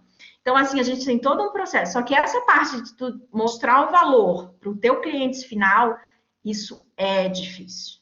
Isso é complexo, porque demanda muita... a forma, às vezes a linguagem de você falar com o teu cliente, às vezes você demora para conseguir construir essa linguagem, ou acertar essa linguagem. Então, essas são uma das maiores dificuldades que nós temos, de demonstrar o valor do nosso produto, para o cliente frio, para o cliente que ainda não é nosso cliente, porque para o cliente que é nosso cliente, está tudo certo. Ele já conhece, a gente tem muito caso de recompra, né? Porque eu acho que quando tu empreende, quando tu tem um produto, a Mari deve ter a mesma sensação, assim. Quando tu tem um produto e não existe a recompra, eu acho que te cai uma ficha do tipo, tô no caminho errado. Agora, quando tu tem um produto que existe muita recompra, que as pessoas voltam para comprar, elas indicam, te falam que indicaram as pessoas que, eu vim por indicação de tal fulano. Então, tu sabe que tu está no caminho certo, que o teu produto é bom. Porque, às vezes, assim, no caminho do empreendedorismo, tem dias que tu pensa em desistir, fechar tudo, voltar para o CLT e tá tudo certo, né? Aí, quando tu tem essa recompra, né? Essas pessoas que voltam a comprar o teu produto, é isso que te dá o gás para que tu dizer, não, cara, eu estou no caminho certo realmente, porque se fosse um produto ruim, ou se a coisa não funcionasse, ou se não tivesse o valor agregado que eu vejo no produto, as pessoas não voltariam para comprar, né? Então, é basicamente isso, assim, eu acho que o empreendedorismo é um desafio diário, pode ter certeza disso. Não pense assim, se tem alguém pensando que vai empreender e vai ficar rico do dia para a noite, ou que vai trabalhar menos, pode mudar o caminho, porque não é esse. Ô, A gente Juliana, trabalha muito. Ô, Juliana, a gente pergunta aqui no Empreenduca se o pessoal abriu a empresa e na outra semana já estava andando de lanche e botando foto no Instagram. Não é esse teu caso, né? Queria ir para Cancún, né? Eu já falei aqui que as nossas próximas férias vai ser em Cancún, só que assim, ela tá indo de ano para ano, ainda não foi. Mas vai ser. Mas isso que é bacana, Ju. Vai ser, ou seja, está no planejamento, né? Então Sim, tá no planejamento. isso, né? É perseguir, né? Não desistir. É, Como tu falou, é. vão surgir vários momentos do tipo, não, vou desistir de tudo e tal. E a gente tem vivenciado essas experiências maravilhosas, né? O caso da Mari também, que contou pra gente que depois de 9 anos empreendendo, é que ela conseguiu adquirir a cozinha dela. Então pensa, né? E ela trabalhando diretamente também com essa base de alimentação. Mas uma coisa muito bacana que eu consigo reconhecer, assim, ó, de proximidade nas falas de vocês, Ju, Mari, e a Lola, que não está aqui hoje à tarde aqui com a gente, pelo menos eu acho que eu não vi ela ali hoje à tarde, mas essa relação de identificar quem pode ser a porta de entrada para o seu negócio, né? Então, assim, ó, tu comentou das nutricionistas, então tu buscou, tu fez uma pesquisa que ali poderia ser a porta de entrada. Então, assim, ó, se elas estão apoiando, ou seja, se elas estão enxergando e percebendo que esse é um bom produto que a gente pode estar utilizando dentro da nossa, né, nossa linha, por exemplo, elas têm a base da formação, né, da formação, da nutrição, enfim. Então, as pessoas vão nelas com uma intenção. Então, a gente vai lá naquela fala inicial do professor, né? Então, assim, eu tenho uma intenção daquilo, então eu vou adquirir aquele produto com uma necessidade, com uma intenção. Então, tu fez justamente na porta de entrada. Então, é a partir delas que o teu produto pode ter o primeiro aval, digamos assim, né? A primeira chancela de reconhecimento, de ser um bom produto, de ter potencial. Então, assim, isso é bacana. E a Mari também, né? Como a Mari colocou, as nutricionistas são super parceiras. Ela deixa o cartãozinho dela lá, né, nos ambientes dos consultórios, porque vão as mãezinhas, e as mãezinhas vão procurar justamente uma alimentação saudável. Então, quer dizer, esse também é um ponto bem interessante que tanto tu quanto a Mari trouxe, né, e a Lola também acabou comentando sobre alguns terapeutas, enfim, que ela acaba, né, farmacêuticos, que ela acaba trabalhando com as misturinhas dela lá de essências e tudo mais, nos futuros. Então, isso também é bem bacana, sabe, Ju? Essa percepção, assim, que vocês demonstram pra gente. Não é fácil, como disse o professor Gustavo, a empresa é 24 horas, a gente quer dormir, mas a empresa não, a empresa está ali, né? Exatamente. E a Mari colocou ali, né? Procure sempre parceiros e cresça com eles, exatamente, né? Ter essa relação, né? Ter essa percepção, buscar bons parceiros, né? E fazer com que realmente essa relação ela cresça. E aí, já que a gente está falando de precificação também, a gente está falando de valor e a gente está falando de tudo isso, Ju, eu estou resgatando aqui da memória um outro episódio que uma vez a gente conversou, logo lá no início, né? Que tu falou assim, poxa, o nosso produto, que vocês ainda estavam, né, nessa busca do mercado certo, o ideal para vocês posicionarem um produto e tal. E aí eu lembro que tu falou assim, Nath, a gente já está conseguindo vender para outros estados. Só que veja bem, tem gente que assim, paga o preço do frete, porque é tão caro o frete, mas chega quase no valor do produto, às vezes até passa, né, do valor do produto, mas eles fazem questão de ter o nosso produto lá no mercado deles. Então, assim, conta um pouco desse momento, né, assim, que às vezes a gente tem que, olha, vai sair tanto, mas, opa, beleza, não, mas eu pago. Poxa, que sensação é essa que te dá como empreendedora, quando aparece essa possibilidade de... Na verdade, assim, ó, o meu maior mercado hoje, seja no e-commerce ou seja para lojista, é o Rio Grande do Sul. E assim, todo o Rio Grande do Sul, Porto Alegre, Santa Cruz do Sul, Ijuí, Novo Hamburgo, todas, assim, várias regiões, sabe? Várias regiões de Santa Rosa, várias regiões do Rio Grande do Sul, várias cidades, né? São nossos clientes, assim. E isso acontece, isso é tão interessante, porque assim, a gente achou que era só para as lojas, né? Aí quando a gente começou a dar uma impulsionada melhor no e-commerce, os clientes que começaram a comprar no e-commerce também eram gaúchos, também eram do Rio Grande do Sul. E assim, como é que aconteceu a minha ida para o Rio Grande do Sul? Eu conheci aqui em Balneário uma chefe da gastronomia funcional. Ela veio dar um curso aqui em Balneário, ela é de São Paulo. Ela veio dar um curso. Na verdade, ela é do Paraná, mas ela já morou em Balneário e agora ela mora em São Paulo. E quando eu conheci ela, ela já estava morando em São Paulo. E ela veio dar um curso aqui, e aí a gente se conheceu, né? Ela conheceu os meus produtos, nos conhecemos, conversamos e tudo mais, e criamos um laço, né? Não chegou a ser uma amizade instantânea, mas a gente criou um laço, a gente conversava e tudo mais. E aí ela levou os meus produtos para São Paulo, começou a usar, ela fazia personal, ela ia nas casas, ela dava curso em lugares, e ela tinha a estratégia de personal chef, né? Ela vendia o personal chef. E aí ela começou a difundir para várias regiões, e uma das regiões, para vários estados, e um dos estados que ela foi o Rio Grande do Sul.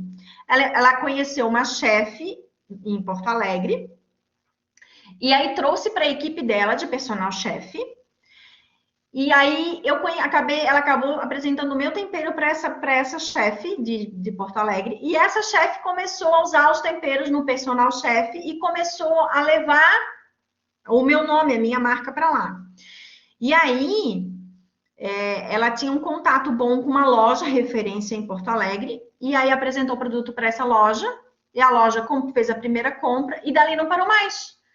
E ali a gente começou a abastecer essa loja com bastante frequência, e aí outros lojistas, como ela era uma loja referência, os outros lojistas começaram a querer também por conta dessa primeira loja, e aí ela ia fazendo os personal chef, o pessoal começava a comprar, e assim foi difundindo para o Rio Grande do Sul. Aí o pessoal como essa loja de Porto Alegre é referência, o pessoal de outras cidades começaram a nos pesquisar, nos buscar, né? E aí conheceram o produto, viram o quanto é bom, né? O quanto é legal, o quanto tem um aroma bom, o quanto tem uma boa apresentação, o quanto o sabor, a praticidade, tudo mais. E aí a gente começou a dominar o Rio Grande do Sul, assim. Começou várias regiões, assim, tem uma cidade, duas cidades que eu nunca tinha ouvido falar o nome. Aí, tipo assim, eu sou fulana de tal cidade. Aí a gente vai para pesquisar Rio Grande do Sul. Então, assim, é o nosso maior mercado hoje. O Rio Grande do Sul, mais do que aqui em Santa Catarina. A gente brinca que santo de casa não faz muito milagre, né? Então, é mais ou menos isso, assim. Que legal. Gu, não é uma história... Nossa, que legal, né? A gente fica, assim, encantada, né? Com uma vivência com a história. E assim, ó, se eu já fosse te perguntar, Ju, tu te arrepende de alguma coisa? Não. Tu sabe que muitas vezes eu penso em desistir, né? Mas quando eu paro e penso assim, cara, o que demanda a minha desistência, né? Porque não é só o desistir. Cara, eu vou ter que voltar para o mercado de trabalho. Né? Tipo, ó, semana passada deu aqueles dias bem frios aqui. O meu filho tem 6 anos. Eu não precisei tirar ele da cama às 7 horas da manhã para levar ele para a creche ou para casa da avó. Cara, isso dá um quentinho no coração, sabe? Por mais que tu passe problemas, por mais que tu tenha apertos, por mais que, são coisas que acabam compensando, assim, né? Então, eu não sei eu acho que não voltaria, assim, sabe? Não. Até penso, eu acho que vou continuar pensando por um bom tempo, eu acho, né? Que faz parte do processo. Mas eu acho que não me arrependo assim, não. de ter feito isso. Me arrependo de algumas coisas pontuais, algumas decisões que tive no meio do caminho, né? Uma feira que eu participei, a gente participou de uma feira muito grande em São Paulo, gastou uma fortuna, não teve retorno nenhum, né? Então, disso sim eu me arrependo, mas do projeto em si, não. É que, Legal. na verdade, o teu negócio é um negócio de teórica fácil inserção, mas que também é um mercado pesado concorrencial, né? Porque os supermercados em si não são fáceis para abrir Não, portas, né, Juliana? Eles é. cobram aí os enxovais e os aluguéis de prateleira, e aí a gente fica começando de forma pequena, né? Engatinhando passo a passo como uma empresa normal faz, a gente passa muito trabalho mesmo. Mas eu tava olhando aqui, tava fuçando teu site, já tinha fuçado antes, né? Eu ia dizer para ela E aí, colocar aqui no chat, coloca o Insta no chat do quintal ali, coloca ali que a galera já vai começar. Eu, particularmente, de vez em quando, Gu, vou seguindo as receitinhas, que eles têm várias receitas ali. Então, é? hoje tinha de uma cliente que é uma receita dela com ovo, com umas... Me lembrei da tua A granola sementinha. salgada, que era maravilhosa. É. Verdade. Tá vendo? E Mas, eu o tava Gustavo, olhando ali. falando dos supermercados, só voltando ali um pouquinho, quando a gente começou, a nossa ideia, nosso sonho maior era estar nas prateleiras dos supermercados, né? Porque a gente não tem uma noção real do que é. Quando a gente começou a entrar um pouco mais nesse mundo, a gente começou a ver que não é o nosso mundo, não é o meu cenário ideal. Tá? Tem supermercado que cobra 50 mil reais para te colocar um produto. Né? Tipo, eu não tenho 50 mil reais para tirar do meu caixa hoje, e se tivesse, faria falta. Né? Porque a empresa pequena tem que estar com o teu, né? Teu caixa, o meu caixa é um caixa apertado. Então, assim, hoje a gente tem a noção de que nós não queremos estar em grandes mercados.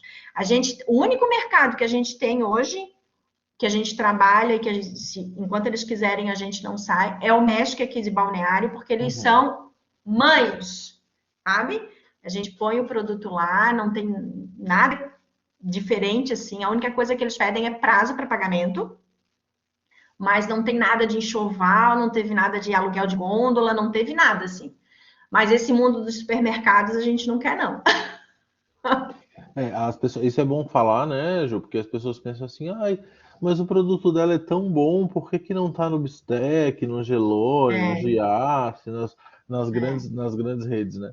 E porque esse Sem mercado contar, eu vou falar uma coisa aqui, está sendo gravado, né? Eu não vou dar tá, nomes, mas eu vou não, falar um negócio aqui que não é muito legal. tá. Existem alguns compradores de mercados, eu não sei se essa prática é conhecida pela diretoria do mercado, vamos colocar assim, né? Do dono da rede. Mas existem compradores de grandes redes de supermercados que cobram pessoa física para poder receber o teu produto para avaliação. E depois, quando é aprovado, eles ainda cobram um valor para eles. Tá? Eu não sei se é uma prática reconhecida pela direção da rede, acredito eu que não seja, Não é não. mas existe isso, tá? Não, a gente sabe que existe, não é não. Eu sei que existe porque já fiz um trabalho sobre isso, né? Um artigo sobre isso, participei de um artigo sobre isso e é um mercado concorrencial e é responsável inclusive por muitas empresas de boa qualidade, de grande potencial, de produtos muito bons, ficarem fora do mercado, né? O mercado de alimentação é muito concorrido, né? É. E ainda bem que tem espaço de outras formas para comercialização, né, Ju? Porque senão as empresas pequenas não teriam espaço, né? Isso é Não, muito a bom. negociação é a mesma. O grande mercado ele usa a mesma negociação que ele usa para Coca-Cola, ele usa para pequena empresa. Isso até é uma briga assim que existe no mundo né, por trás do empreendedorismo. Existe uma briga muito grande assim com o supermercadista, para que tenha uma política diferenciada, porque é diferente você tratar com uma Coca-Cola, uma Nestlé da vida, do que tratar com a do Quintal, do que tratar com a Mari, na papinhas, né, nas papinhas, porque não tem o mesmo, né, o mesmo, como é que a gente vai dizer, o mesmo nível de poder investir, né? O mesmo nível de investimento, você não tem como. É muito tranquilo para a Coca-Cola trazer uma carreta para um mercado que vai abrir e doar aquela carreta. Agora, a do Quintal não tem uma caixa para doar para um supermercado. Então, é diferente, né? E não existe essa diferenciação interna no supermercado. É isso mesmo. Mas eu gostei muito de saber da tua história. Eu já fucei aqui um monte dos teus temperos. Já mandei para a família toda, que lá o pessoal gosta de cozinhar com tempero artesanal, assim, naturalzinho. Bom. E já tô de olho nos kits de presente que tu tens ali agora pro Dia dos Pais, pessoal aí. Entra lá, presta atenção, tem uns kits ali que os pais vão ficar doidinhos para ter, hein? Acho que é o canal. Parabéns, Ju, parabéns pelo negócio. Obrigada, Gustavo. Ó, e a Mari, né, ela coloca, né, que a gente não tem esse poder aquisitivo como pequeno, né, como empreendedor, né, e muitas vezes também, às vezes nem é o propósito. Então, assim, existe espaço, a gente tem, né, isso que é bacana, né, olha a riqueza né, da história, né, que a Ju trouxe pra gente aqui. Então, trazendo assim, poxa, hoje ela comercializa no Rio Grande do Sul, tem cidades que ela nem conhecia, então, assim, olha a possibilidade né, que o empreendedorismo nos leva, assim, a buscar outros cenários, a conhecer outros cenários e a identificar que existe, sim, a possibilidade né, então, assim, isso é o bacana. Então, isso é o empreendedorismo, isso são os pequenos negócios e a gente não vive sem, né? Eu, por exemplo, sou da área de exportação, importação, enfim. Outro dia estava lendo uma matéria que vai ter uma fala, né, do Nicolás Minervini, que é um grande escritor na área de internacionalização.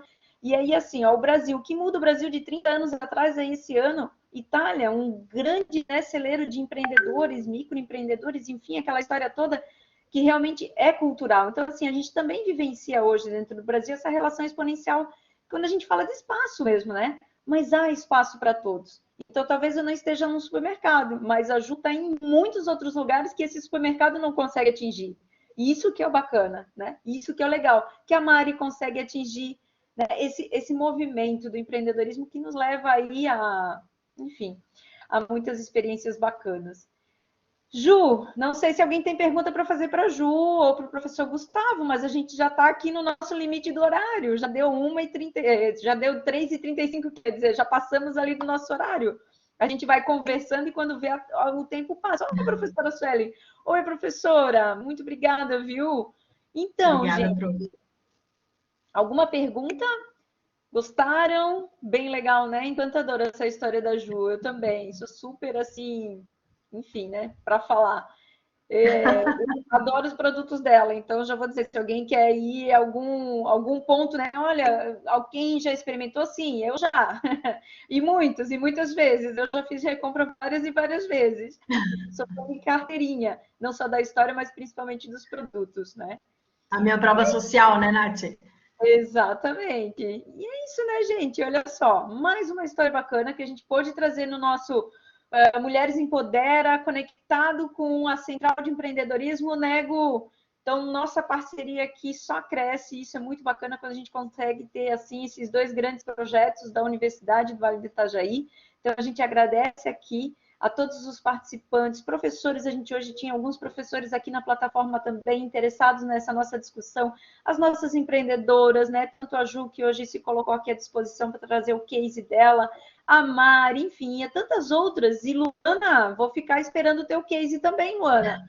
Não é? Luana está com o bebezinho, já se reconheceu na história, já é do Rio Grande do Sul, então olha só, daqui a pouco, quem sabe aí, né, temos mais uma empreendedora trazendo um case aí. Então, Luana, fica aí a inspiração, não só para ti, mas para todas as mulheres, para todas as pessoas, e não são só as mulheres. A gente tinha vários homens participando do nosso Mulheres Empodera, do nosso, né, empreendedorismo aqui, super conectado com o nosso parceiro da Central Empreenduca, gente, e é isso, né? É o equilíbrio. Essa é a fala que fica, acredito eu, né, do nosso encontro de hoje, né, professor Gustavo? Equilíbrio sempre. Esse movimento em equilíbrio é importante para todos. Então, a Luna colocou, ó, verdade, Muito obrigada, nós aqui te agradecemos, tá, Luna, pela tua participação aqui, né? Esperamos que vocês voltem, então nós temos aí muitos outros projetos em andamento, vários outros momentos em andamento. Semana que vem a gente vai falar de um tema também que é muito legal, que é o empreendedorismo social, né? Que é essa questão também da gente falar um pouquinho sobre esse impacto social que os empreendedores geram, né?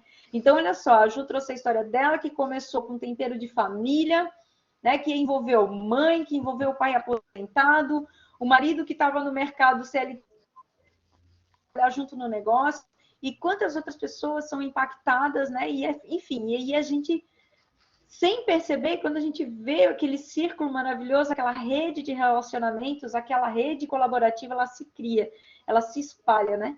E aí? Então vamos falar um pouquinho sobre isso, né? Então, semana que vem o nosso bate-papo aqui vai ser com a professora Samara e a gente vai trazer também uma convidada super bacana para falar aí sobre empreendedorismo social. Então, a gente vai trazer experiências de empreendedorismo social. Então, a gente gostaria muito de poder contar com a participação de vocês, só lembrando, para fazer inscrição, vai lá, univale.br/eventos, entra na abinha de inovação e empreendedorismo. Então, nós temos lá, né, o professor Gustavo, o Empreenduca Conecta, Mais Mulheres Empodera, para vocês participarem, então, dessa nossa última ação dessa temporada, tá, gente? Porque a gente já está na segunda temporada das nossas trilhas formativas do Mulheres Empodera e vem muita coisa ainda pela frente aí, gente. Beijo grande, Ju, se quiser dar o teu último recado, professor Gustavo também, deixo aqui a palavra enquanto eu boto aqui o último recadinho no nosso chat para vocês aí fazerem a nossa avaliação, né, professor Gustavo? Pode dar aí o seu encerramento, fica à vontade. Então tá bom, gente, olha só, eu vou agradecer a Ju, né? Ju, muito bom conhecer a tua história. E a gente já fica com contato aqui também, já vou pegar com a professora Nathalie, para a gente chamar para conversar aqui na Central também. A gente daqui a pouco está voltando tudo presencial, a gente vai estar fazendo rodas de conversa, momentos de networking, alguns eventos externos também. E aí a gente vai contar com certeza com a participação de todos os empreendedores aí que estão conosco ao longo dessa trajetória muito legal aí de compartilhar essas histórias empreendedoras, né? Muito importante. Como eu vou reforçar o convite da professora Nathalie, como vocês todos sabem, a Central, o Mulheres Empodera e tantos outros projetos aqui da nossa universidade estão sempre com muitas atividades gratuitas e de muita qualidade de formação para vocês. No nosso caso, da Central, vocês podem acessar lá univale.br/eventos na aba de empreendedorismo e inovação. Vocês vão encontrar lá várias ações da Empreenduca. Essa semana ainda, amanhã, a gente tem uma trilha formativa que vai falar de comunicação, né? Que amanhã de noite vai ser conduzida pela professora Samara, em parceria com o Sebrae Santa Catarina. Solange e o Felipe Mescaloto vão estar com a gente falando sobre esse assunto super legal e super fundamental para o desenvolvimento de competências profissionais. E a gente vai com essa trilha de soft skills, de formação de competências aí muito importantes para o mercado de trabalho, até novembro. E vou pedir para vocês ficarem ligadinhos também no Instagram do Empreenduca, é @empreenduca, vou deixar aqui para vocês, @empreenduca, para que vocês vejam as nossas atividades e formações ao longo do ano. A gente está aí fechando uma agenda nova para esse segundo semestre de 2021-2, com vários empreendedores que vão vir também no YouTube do Empreenduca contar as suas experiências empreendedoras. Se você quiser vir contar a sua experiência empreendedora, manda lá o seu e-mail para empreenduca@univale.br que a gente entra em contato também e cria um espaço para que você possa fazer isso. Professora Nathalie, obrigado pela parceria de sempre. Ju, muito obrigado. Deixa aqui o meu abraço, meu muito obrigado. E quem quiser lá a planilha de formação de preços, pode mandar e-mail para empreenduca@univale.br que eu mando para vocês especialmente. Beleza? Um abraço para vocês. Obrigadão. Obrigada. Obrigada, Ju, pessoal. último recadinho. Obrigada pela oportunidade. Se quiserem conhecer um pouquinho mais, entrem lá na página, tem o nosso Instagram, nosso site. Qualquer coisa chama lá que a gente tira as dúvidas, tá bom? Mas muito obrigada pela oportunidade mesmo. Obrigada, gratidão mais uma vez. Beijo Beijo. grande, fiquem bem. Até a próxima, gente. Tchau, tchau. Tchau.